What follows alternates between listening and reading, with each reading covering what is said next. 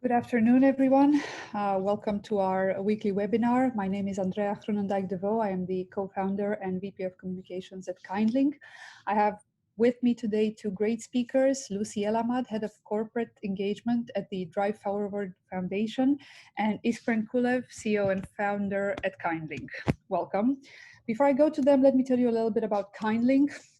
We are a technology platform supporting companies with all their CSR needs, from volunteering and fundraising to impact and sustainability goals measurement, all in one place. We offer the platform for free to nonprofits for them to manage their activity, fundraise, engage with potential supporters, and increase their general transparency in the space. Last year, we donated about £6 million worth of software to the over 1,600 charities in our ecosystem. And during that same period, they fundraised some £1 million through our platform. We now have a special area in our opportunities marketplace to connect corporates with charities fighting the COVID-19 crisis, and we are seeing a lot of interest from companies and individuals looking to help. So if you are looking to help, go to kindlink.com and get involved.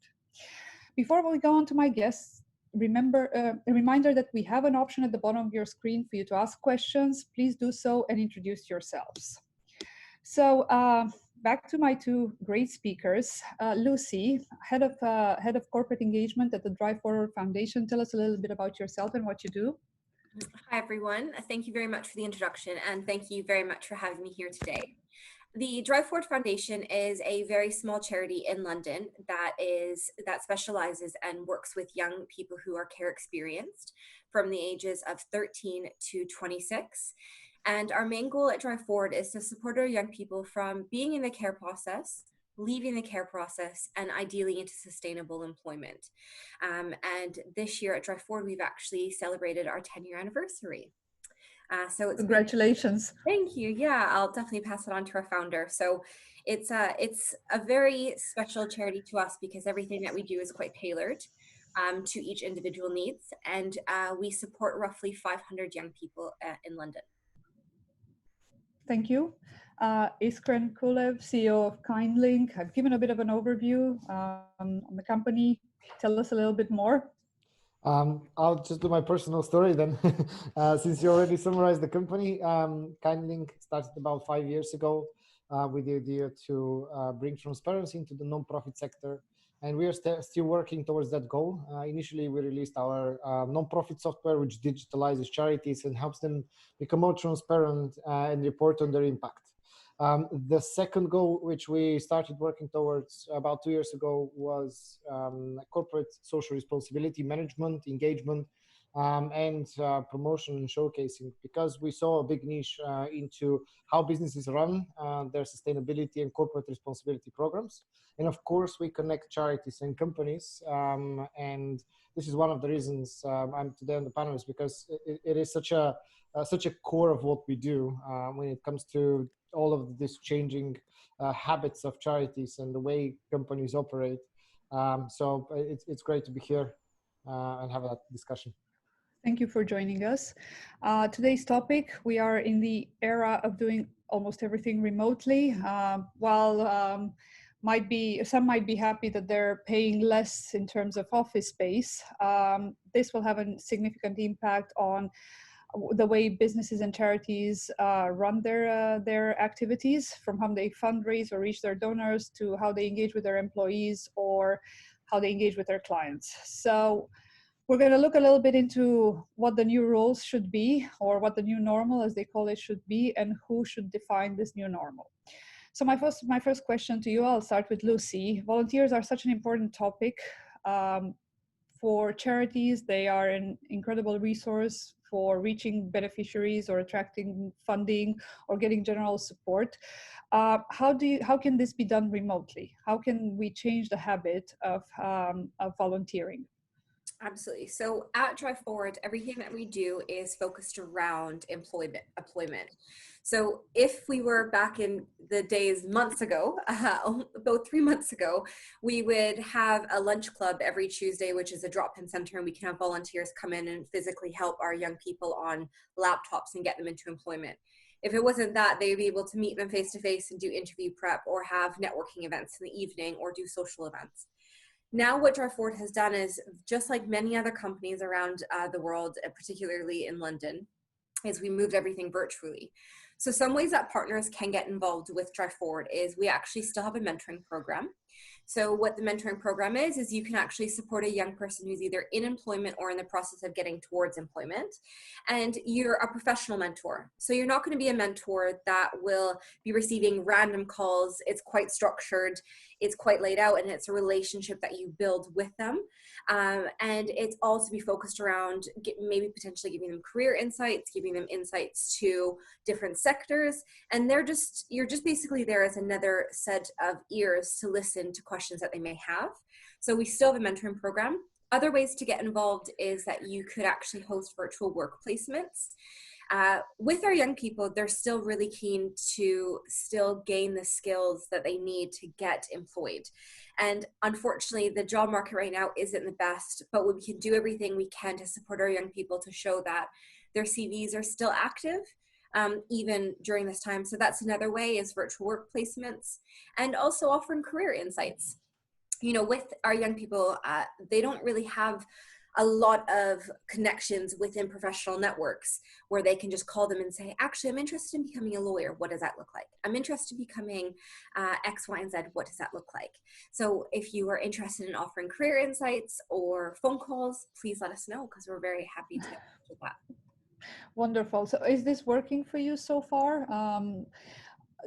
Is anybody missing that personal touch? Is it an easy process to change? You know, I think the thing is I think everyone is missing that personal human interaction, you know, and in my role, it's meeting corporates, it's meeting SMEs, it's building that relationship, it's seeing how they are, you know, catching up with them while they've got their dog at work and building that relationship. So I do personally miss that. I think a lot of us do miss that. But with that being said, we just have to adapt the best that we can. You know, our young people that we support are beyond resilience and beyond resilient. And with that being said, they adapt to so many different changes all around them. So we've had to adapt as well. And of course, it is quite difficult because we are a charity that specializes in getting our young people into employment. So we just have to consistently work on ensuring that they know that they're here, that we're here for them to support them if they need assistance, that we've got different corporates in different sectors if they need some phone calls.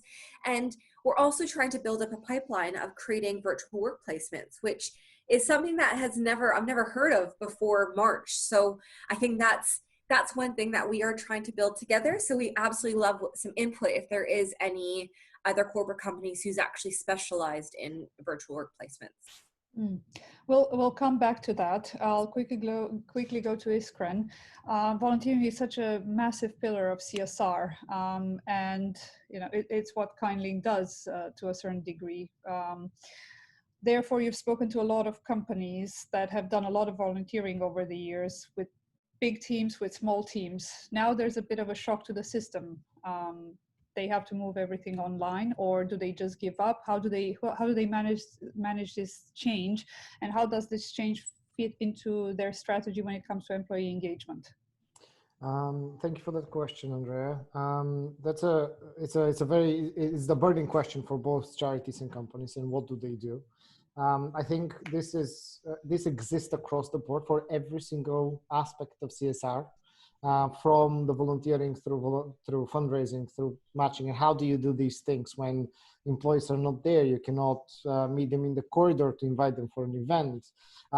They are currently not allowed, but they would be discouraged later on to participate in live charity volunteering. So we have seen, when speaking with companies, we have seen one main trend is they're pushing for change. They want to be able to keep doing it. And this is very encouraging from our side. There is firstly the trend to solve the immediate problem. They want to get engaged with as many charities on the ground, as many organizations on the ground that deal in some form of way with the COVID crisis. So this is the immediate solutions they come up with. And I would have to say they don't only want to do it through volunteering, mentoring, and any kind of live programs, they're happy to give sums of money. A lot of big companies have put budget behind it, and see it as a general strategy to do something good, in addition to adjusting their business model or what they do in their daily work towards solving for the crisis. So there is a general trend of companies pushing towards being better and being more socially responsible. Crisis is the reason, but also I think there is a lot of empathy across industries, across businesses, across people. We help each other more, if I can put it in summary. To go and answer your question directly, a lot of the companies have come directly to us and said, can you provide us with remote volunteering? That would be the immediate thing they ask for. We want any volunteering opportunities that can be done remotely. And we have seen a number of charity organizations. We reached out to our charity network, and we've seen a number of charitable organizations coming up and saying, okay, we need a copywriter, we need a social media manager, marketing strategy.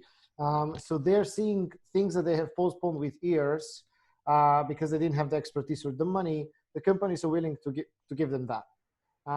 So because of the expertise and sometimes in some cases money.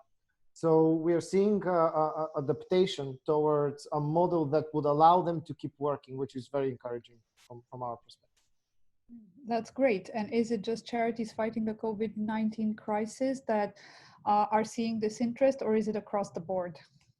No, I would say it's across the board. Of course, charities fighting COVID-19 or in some form of way on the front lines are prioritized. There's no doubt about it. But there is a lot of help for them in any case. There's government institutions, there is grants, there is the usual corporate sponsors. Maybe individual fundraising has died up a little bit because events are not there. But people have found a way to keep fundraising for charities. And in a matter of fact, we saw April to be one of our most active months when it comes to charity fundraising, which is I was particularly surprised. But this is on the non-profit side. Now, I would say there is more and more engagement as we go through time. Corporates are realizing that this will be a situation that will continue not for a couple of weeks, as a lot of people thought at the very beginning, including myself. It will go on for a few more months. It might repeat in the future. So they need to be prepared.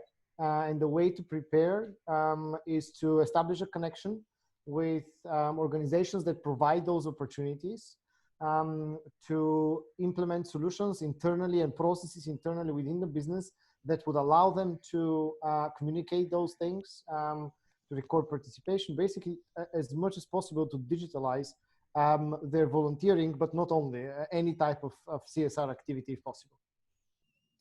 Wonderful. I will now go back to Lucy and follow up on something she said when it comes to corporates, because you work with them to find jobs for your beneficiaries. Are you seeing a change in the level of the business world's flexibility when it comes to trying to place a different category of people, accepting remote workers? Are you seeing a different approach from them? Definitely. So with that being said, a lot of the companies that we work with, many of their staff are now furloughed. So with that component, a lot of they're all aiming, obviously, I think like many companies across the UK right now, they're not wanting to make any redundancies or let anyone go. So with that being said, it's quite difficult to take more people on when there's redundancies potentially in the near future and many of their staff are being furloughed. However, I think it's quite difficult for people to just start remote hiring when it's not something that's ever really been done before. But I think if anything has shown us what COVID has done is that we've actually all been able to adapt to it quite well.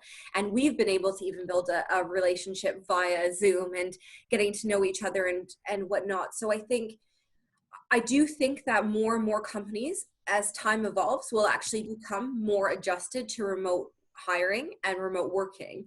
But I think right now it's still those growing periods. But I would like to see more people becoming employed within different companies. Fantastic. Iskren, are you seeing, you mentioned the charity side. Um, are you seeing, are they moving fast enough in terms of adapting to the new world? Because right now, whoever doesn't adapt, if you're not online, you don't really exist anymore, do you? Unless you have the money to go on TV and have those wonderful ads that, move people's hearts. You need to very quickly understand that the future is online. It's probably always been an option, but as you mentioned before, charities didn't have the resources, or they didn't prioritize this because they were doing a lot of in-person fundraising or a lot of events and so on and so forth. Are they quick to adapt? If so, can you give us some examples of some of the things you've seen in terms of them adapting to this new reality? Of course. That's a great question. While we were asking, I was thinking how to answer.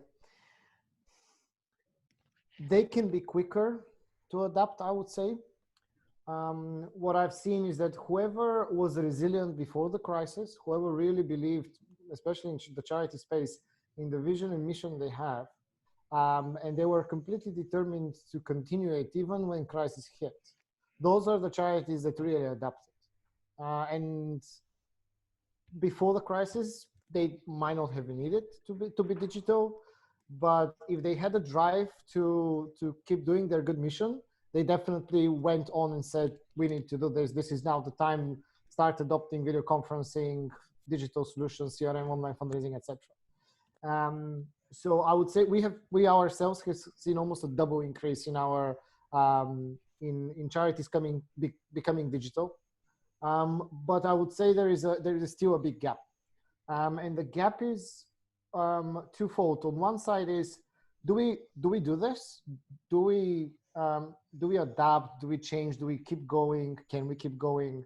I also have to recognize here a lot of charities simply don't have the ability to keep going if they're not in-person interaction. It's just that the model they employ, it's based completely on helping people on the ground, which is absolutely fair. But I suppose there is that type of organizations who also considered, okay, we're going to take a break, we'll furlough, and we'll reconvene after the summer, which is also a fair strategy. So all of these, each organization needs to adjust according to what they do, and how they operate and how long they want to operate. And I would say the most resilient and the best one, of course, they adapted pretty quickly, and they keep adapting. And it's good to mention that applies to businesses, of course, as well, is when you do such a change, when something like this happens, the question is not what's going to be tomorrow. We know the plan for the next month, but what will be in 3 months, in 9 months, in 12 months? We will still be doing digital only. Do we just need a quick adaptation? Do we need a pause button now, and come back to what it was before? My thinking is it's never going to be what it was before, but that's for the better. The efficiency of digital technologies have been proven throughout years multiple times, and this is the reason business adapted it first, not only in the crisis, but generally business adapted and drove innovation in technology, in remote working. And even before the crisis, there was a lot of talk about taking remote work and allowing employees to work from home as much as possible. This became mandatory at some point, and I've seen a lot of companies forcibly being pushed into that, and a lot of companies adapting, and I presume that's what happens with the charities as well. You asked for example. What kind of examples did you want? Well, what are the things they need to adapt to? Can you list some of the things they should be doing? And actually, I have a follow-up question for that. Where do they get the resources? Do they have these resources? Because, for example, if we're talking about the digital skill gap in the UK, it's quite wide. So how do you quickly adapt?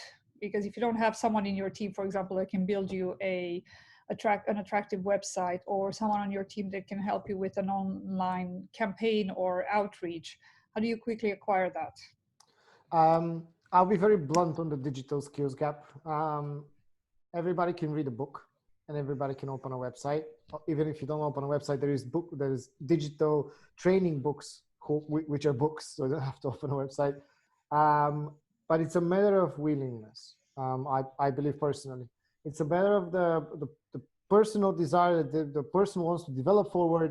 They want to keep going. They want to be resilient, and they want the organization to succeed.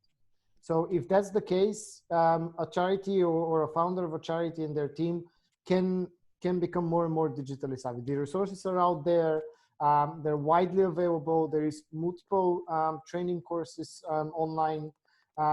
The way softwares are built nowadays, they are very intuitive in the terms of when you enter a software, you usually have a run through the software. Click there to do this, click there to do this. This is the tutorial. This is a video how to do this and this and this. And these are probably good examples why charity shouldn't be afraid of tech, is because everybody building technologies for users, being charities, businesses, or individuals, are looking to make it as easy as possible for the user to do what they're doing, and to make it as straightforward as possible. We sit on the development side. KindLink is a technology company. When we sit down onto production of a new technology feature, we always think this needs to be, you look at it, click, and it's done. It needs to be that simple. So I believe the good technology companies, that's the way they develop. They always develop with user in mind, and as simple as possible, because they should understand that charities and other organizations do not have always the knowledge to run on a software or how to operate the software. Examples of good technology solutions for the nonprofits and companies. So we are currently running Zoom. It's a good example, and not the best one, if you ask me. But for video conferencing, Google announced a completely free video conferencing solution of their own. It might even be used for webinars. It has recording. Basically, on video conferencing, you're sorted.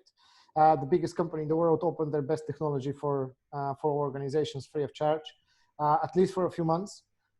There is multiple other digital conferencing solutions, video conferencing. A lot of what we do a lot with clients is that we do tutorials and demos. My life hasn't changed much since the crisis happens when it comes to how I do tutorials and demos. I can't go and visit the client. That's unfortunate. That's true. But I can still go and share my screen and show them what the solution is. And that could be done to an audience or the webinar we're doing right now. Another good solution, obviously, is to bring most of your folders and sharing documents online. We're on Google Cloud, but any Dropbox type of solution will do as well. Google has its own Google Drive. So each of the large companies have most of them free solutions to digitalize the charities. Mailing clients, newsletters are absolutely key in these times, I would say. How you communicate with your stakeholders. Communication is very, very easy, very, very important right now. So how do you digitalize your communication to the absolute maximum? That could be webinars, that could be newsletters, that could be online conferences, could be YouTube videos that you've created, whatever it is. Everyone needs to think how what I did yesterday can be done today through technology, because I can say from our side, it's definitely possible. Great. Well, I think some of the things you've mentioned summarize a very important aspect of what everybody's doing right now, and that is engagement. So I will go back to Lucy and ask, how do you engage with your supporters right now? What are some of your strategies, and what do you think your peers should be doing if you were to give them a bit of advice? Yeah, I think when a lockdown happened, we've been working from home since the 17th of March, and my colleague said to me, you know, we can all have meetings by Zoom. And I just looked at her and I thought, what is Zoom? What is all of this? I don't know how to do all of it. Now, as the screen said, you know, we've adapted as much as we can. We have everything via Dropbox or Zoom or Teams. We're utilizing Outlook in a very different way as well. And when it comes to the skills gap that there is to introduce this to other people, especially particularly our young people, they're still hungry to learn. They still want to learn. So you can actually teach them by sharing your screen, and you can teach them by introducing something to them as well. So our strategy is to just be as connected to everyone that we have always been, just like what you were saying before about yesterday we could still do today's work, and making sure that our relationships are still there. when it comes with our young people, though, you can't ever assume that they know how to do something. So I think it's really important. Now is a great time, even for people who are furloughed and there are in the corporate environment. Some of our young people would love to learn how to use further products such as Zoom, or even back to the basics like Microsoft packages. It's just sometimes you have to kind of take a step back to actually understand what other people are doing or seeing it from a different perspective. But we're still just trying to do the best that we can by keeping up to date with everyone. And with our young people, they're on phone calls with their employment consultants. Quite often, I'm still meeting with all of our corporate and SME companies via Zoom or phone call multiple times a week. And we're going to continue to do so and continue to do our presentations online and do the best that we can to continue to adapt. But there is definitely a skills gap, because I think everyone's had to learn everything new, everything that we've done before. This is a whole new way going forward. What was the most challenging thing you've had to deal with? Was it maybe a change in mindset, or was it identifying the right tools? And maybe you can tell us a little bit about whether your fundraising, whether that has changed and how it's changed. Absolutely. So fundraising and employment have obviously changed. However, we have created a campaign we started putting it together right when we started working from home, called #BecauseWeCare. So if you actually take a look at our website, you'll be able to learn more about it. And what we've done is, with our fundraising for Drive Forward, employment has always been on the forefront and our number one focus into getting our young people into something sustainable that they want. It's all led from them. But with our fundraising efforts right now, the way that we're trying to look at it is, for that cup of coffee that you would have bought, it would be great if you can donate to that to someone who is from potentially a different group, who may not have that extra fund to stock up on that extra package of pasta, or does need a little bit of help with their internet right now, or their utility bills, or their hot water because they're at home longer. So we've also actually had fantastic partners who have done match funding for the money that we've donated, which has been remarkable. But in regards to the fundraising, of course, that's going to be quite a bit affected, right? And, I had a trustees meeting with our charity the other day, and it is true. People are trying to give out the best that they can, but with a lot of people on the brink of potentially being furloughed or jobs changing, it is quite difficult to just say, here's everything, because you don't know what tomorrow is going to bring. But in regards to the fundraising, I do think it's still going. It's just naturally everyone's looking at it from a different perspective. And Andrea, I do apologize. What was the first question you asked? I heard fundraising and I jumped into that one. Wonderful. Oh, well, I asked how you're engaging with your supporters right now, and how fundraising has changed. Engagement was the first one. So in regards to engagement, we have corporate breakfasts twice a year at Drive Forward when you join our partnership community. Those have now been taken into two parts. So we had one breakfast, which is broken into two components of two different topics, and we've all done that virtually. We've had great attendance. We're also hosting everything virtual. Lots of Zoom calls, lots of team meetings, Google Meetups. That's a new thing I learned yesterday. I've got a few meetings coming up with that as well. The engagement is still how it was. The only difference is I can't buy anyone a coffee, unfortunately, and I can't actually see how they're really doing. And I think that's a big thing, because right now it's okay to not be okay. And as a charity that is very much empathetic and very caring towards the young people that we support, we're also very caring with all of our supporters. So I think in regards to engagement, I miss that aspect of it. And in regards to our young people, we're still doing our best to offer virtual work placements, virtual events. We have virtual yoga. So that's something that we're also trying to do. We still have virtual little bits of social clubs and things like that we're trying to implement, such as women's wellness. So in regards to our supporters, I think and I hope they all know that we're there. It's just obviously through a screen at the moment. Mm-hmm. If I can add something to this, just basically to strengthen Lucy's points, I'm absolutely sure that at this point, any business on the other side of that they partner with is thrilled to have them as a partner, because they are bringing engaged employees. They're organizing what HR should be doing, and are bringing this kindness to the cause and to whatever they're doing, right? So any business working with them is probably really grateful because they're engaging their employees in an effective way. They're coming up with the things they can be doing, or employees can be doing with them. The Drive Forward is taking the lead, and the company is basically reaping the benefits of engaged employees and a great community. And the thing, sorry, on. just on Go. that front, just it is a community. You know, we hosted a partner appreciation evening last November, and basically the way we want our supporters and our partners to feel when they come into Drive Forward is exactly how they would make our young people feel when they go into their corporate companies. Because at the end of it, it's just going to take one person to make you feel included in something. And I just think that everyone just needs to stay connected. And I do appreciate when someone says, how are you?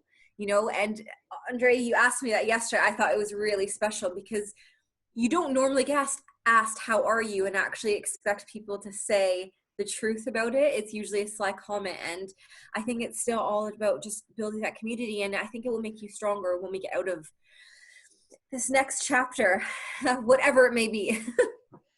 Yes, I think we're all looking forward to the non-virtual coffees where we can buy Yes. each other a coffee. Yes. Soon. Iskren, you were talking about employee engagement, and that's a key thing that KindLink is again tied to. When it comes to the corporate side, can you talk us through some of the things you've seen in terms of how companies have adapted when it comes to their employee engagement strategies? Some of the things they're doing, some of the things they're looking at. Obviously, it's a completely different approach, probably all digital. A lot of people are on furlough, so it's a new reality. If you were to list a few things that you've heard from your conversations with corporates in terms of what they're doing now and their plans for the future, could you talk us through that a bit? Yeah, I'll be happy to. First and foremost, I would take it from a strategic point of view. At this point, the company needs to communicate. This is a little bit of crisis management, but it's the most important thing, because that's where you can lose the whole employee engagement side. You can completely lose the employee, furloughed or not, if you do not communicate properly. What is the current situation? Where does the company stand?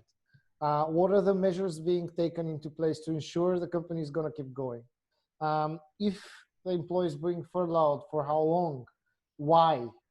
It seems very strange to a director to explain to an employee why they're furloughed because it's a financial situation, but people want to know.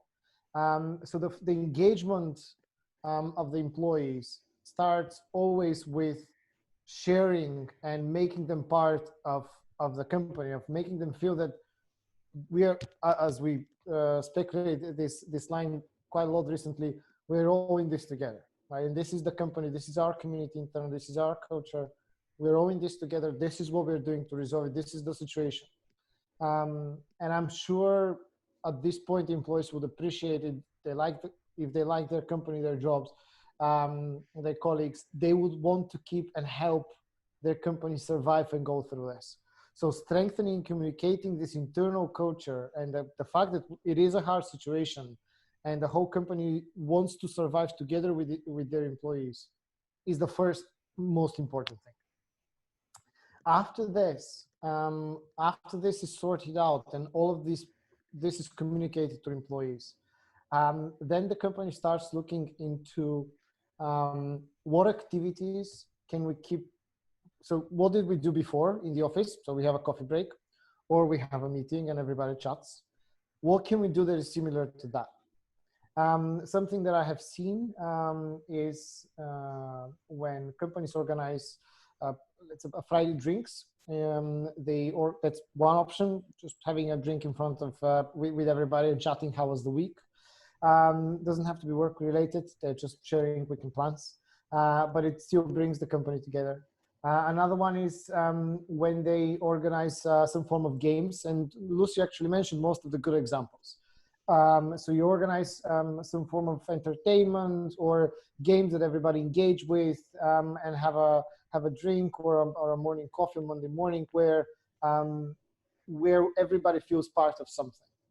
And here comes the corporate responsibility side.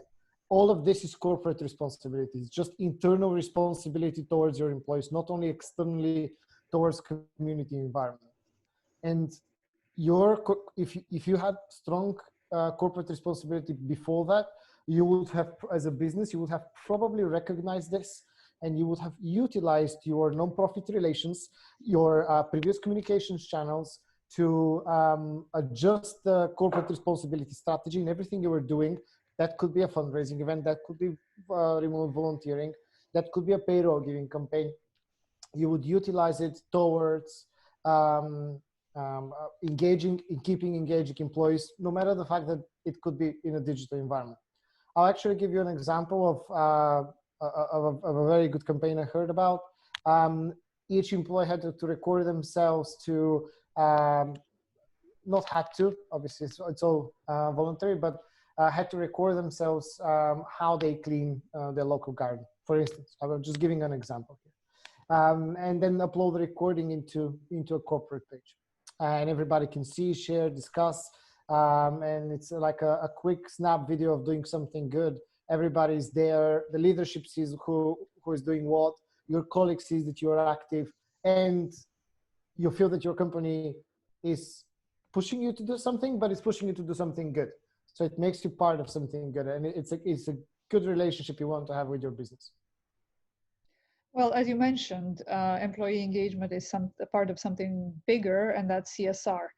How much attention should companies be giving to CSR right now when budgets have been cut, people are on furlough?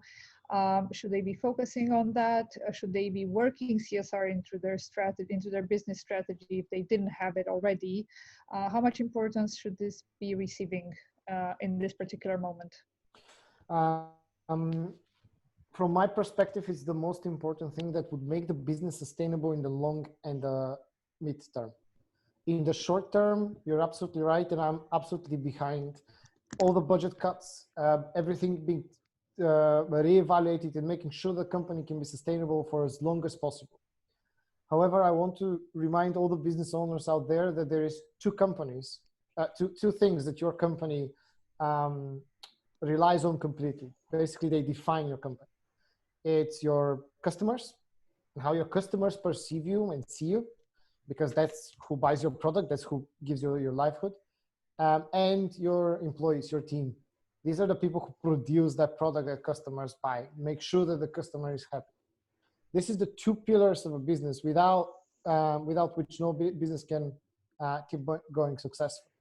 Now, those two pillars over the last maybe 5 years, and especially over the last 2 years, have been increasingly demanding from businesses to be more responsible, to be more engaged, to be better businesses from financial as well as community and environmental perspective. And the paradigm has changed. We are not looking at balance sheets only anymore. We're looking at the business ethics, how you operate your business. Do you pay minimum wage? Do you run sweatshops in third world countries? That is not okay anymore. And frankly, I'm surprised it ever was, but it used to be business standard from the articles I'm reading. And customers, as well as your employees, care for this. And the only way to remedy or to drive forward as a leader and as a business is to make sure that your business runs as an ethical, engaged, responsible business that has a good impact internally on employees, externally on clients, and does ethical business going forward. And it's a great time for businesses to sit down and rethink what they're doing. And if they are not doing already, they can start doing it. If they're doing it, that's amazing. They can keep doing it without very much resources. They just need to be able to communicate this and manage this in an appropriate way. Lucy, one of the ways to get support from corporates or individuals is how you tell your story. And unfortunately, we're all now in a very crowded room, which is called the online. There's a lot of stories out there. Everybody's fundraising, or those who have sort of understood that that's the place to be are fundraising, but it's not just charities anymore. It's companies that are trying to get money and support from people. It's individuals that need help. We've seen some very sad stories. How do you compete with that? How do you successfully tell your story to get support right now? We have 500 young people that we support, and each individual that we support represents a very different story. But I think the unique thing about Drive Forward, which I absolutely love about the charity as a whole, is that we really want to ensure that we support the young people with what they need. So instead of them being a story of once upon a time, this is their life, we actually work with different companies and we actually give them training to get them to look at things half full versus half empty. So for an example, a young person starts a leaving care process at the age of 16. So we have an early intervention group, which we support from the ages of 13 to 16. So it's crazy to think that for the average person, we have to start helping our young people that are 13, 14, 15, be ready to learn how to cook, clean, pay for bills, and take after them, like look after themselves from the age 16 when that happens, where they can go into independent living or residential care, whatever it may be. So with that being said, I think it's interesting to know that some of our young people really only live off like 56 pounds a week, you know, or sometimes they unfortunately are not in the location that the local authority has put them in, and it's an unsafe location for them. But unless they have the support or the funding that has been given to them from the benefits, they can't really just steer away from it, because there is things that they also need to follow.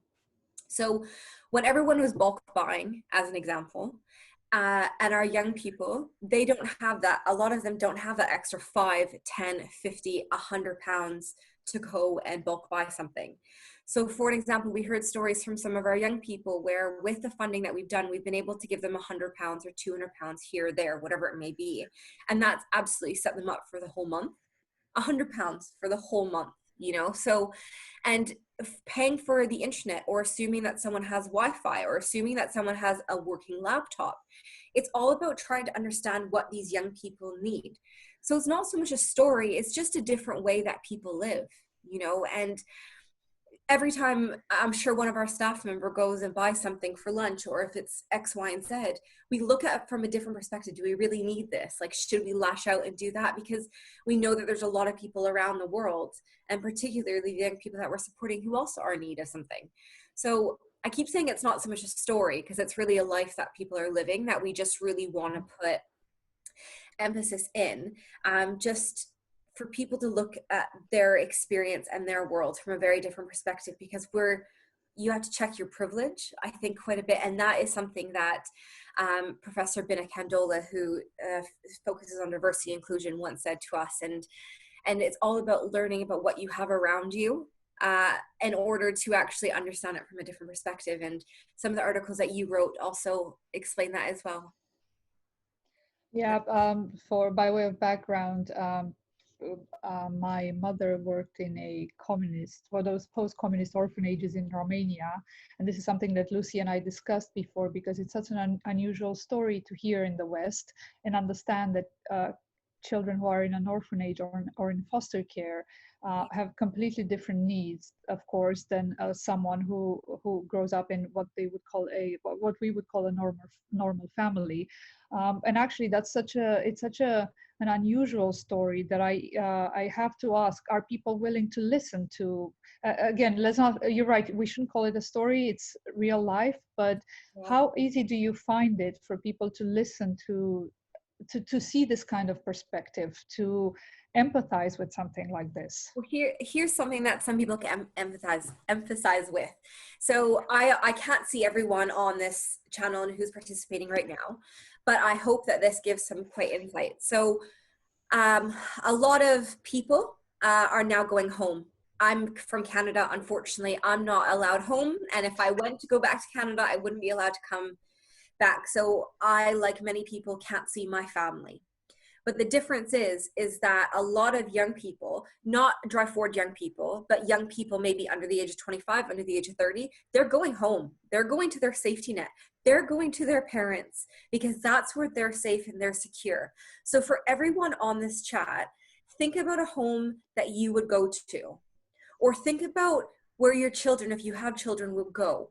Or if you did need something, would you have a helping hand?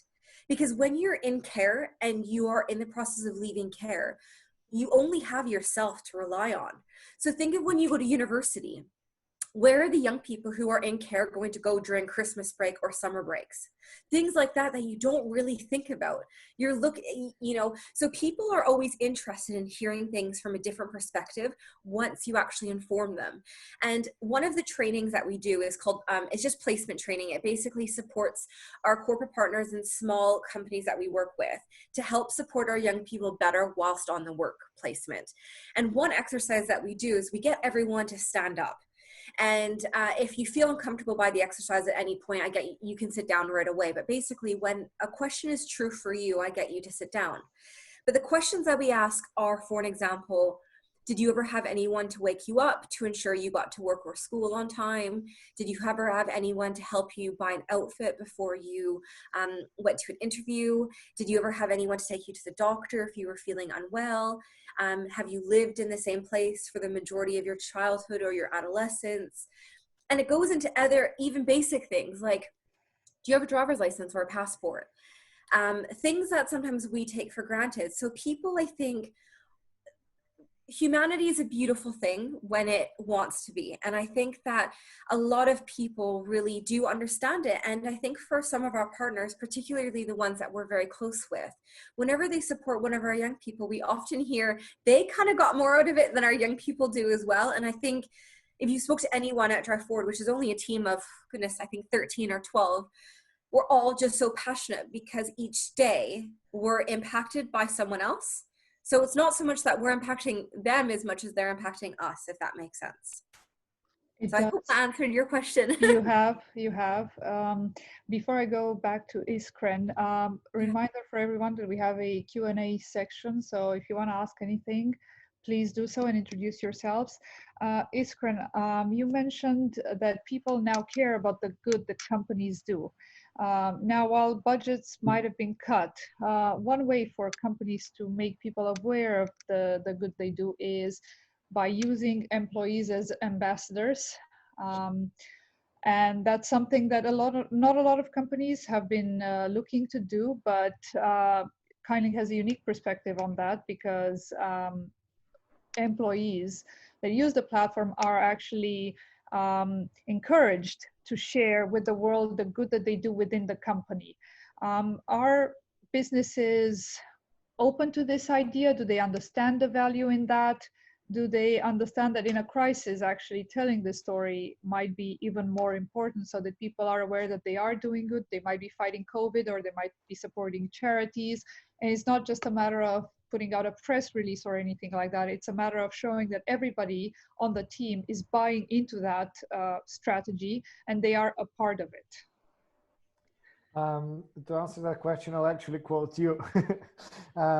We have an internal quote that Andrea rightfully so uses quite often, is that everybody now is tired of hearing the crisis stories or the COVID stories, and rightfully so. You just don't want to read that anymore, unless hopefully it's positive and we are out of the lockdown. So what trends or what makes people feel good is when they read a good story. And it's a good story about somebody making change in their life, about something good happening. It could be done by a charity, done by an employee, or by the company, as far as it's driving positive change. I think this is what people, it might not go viral, but this is the important content we should be sharing. To answer your question, companies are becoming more and more open to using their, they're very open to it. Question is if they're not being overly cautious about it. And that's what we've seen, especially in Europe and the UK. about employees being their ambassadors, etc. Of course, they want their employees to inspire everybody they talk to how great a workplace that is. But what methods do they have to share? How do they share on social media? How do you share on internal posts externally? These are questions that companies are looking to solve.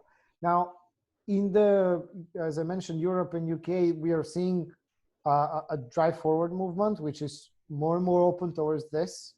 And of course, it's increasing the so-called employer brand. So the internal brand, the brand that company creates as an employer. But in US, for instance, that's not a new term.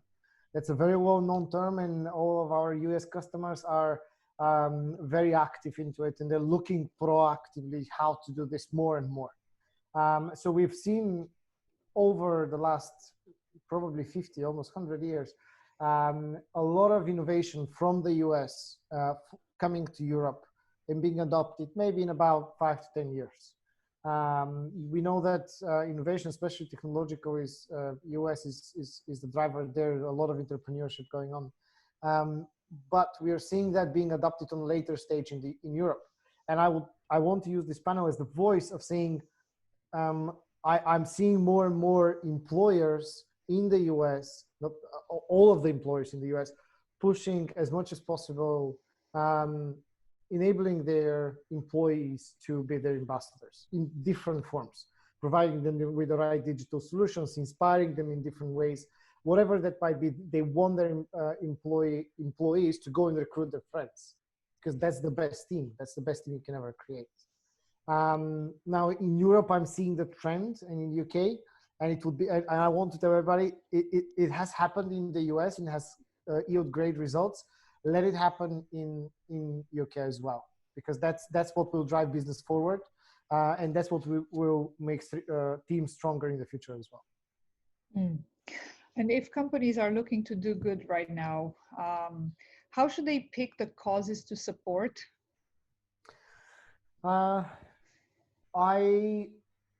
There's one trend I have seen or I have thought about, is that a lot of, because of we have to work from home at this point, a lot of the employers need to offer local opportunities to their employees, need to offer personalized opportunities. Could be volunteering, could be their local fundraising in their yard, could be supporting a local community by delivering food, whatever it is, but they cannot be centralized anymore. It's very, very hard at this point. And this is changing. Every employee wants to do their own thing. So companies need to give their employees their own space, the ability to choose their causes, to support causes they care about. Of course, you need to have internal processes for this and verifications, but give the employees as much flexibility as possible so that the employee feels empowered to do good. Yeah.